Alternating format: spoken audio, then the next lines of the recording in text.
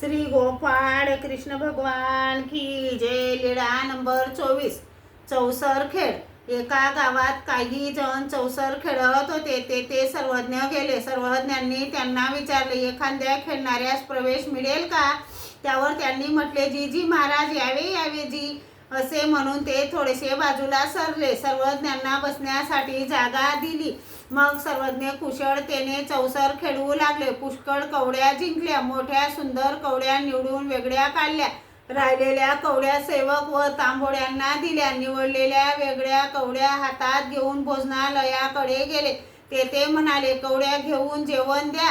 एकाने माझ्याकडे यावे जी म्हणून बोलवले। सर्वज्ञ त्यांच्याकडे गेले व त्यांना कवड्या दिल्या। त्याने देवाला तेल उटणे वगैरे लावले व आंघोळ घातली, वस्त्रे दिली। मग सर्वज्ञांचे जेवण झाले। सर्वज्ञ त्यांच्या स्वयंपाकाबद्दल त्यांना आपला अभिप्राय सांगू लागले। अमके पदार्थ बरोबर झाले, अमक्या पदार्थात थोडी उणीव राहिली, त्यामुळे त्याला समाधान वाटले।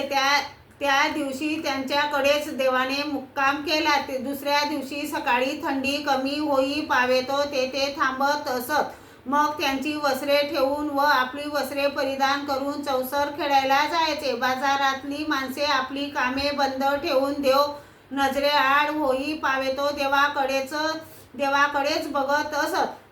तिकडे चौसर खेळण्याच्या ठिकाणी खेळणारे व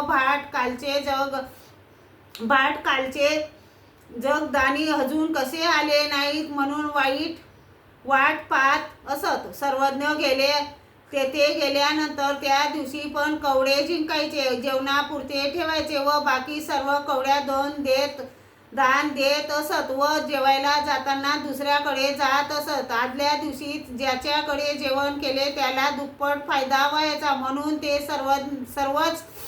सर्वज्ञांची रोज वाट पाहत असत। असे तेथे काही दिवस होते। मग तेथून प्रयाण केले। श्री गोपाळ कृष्ण भगवान की जय।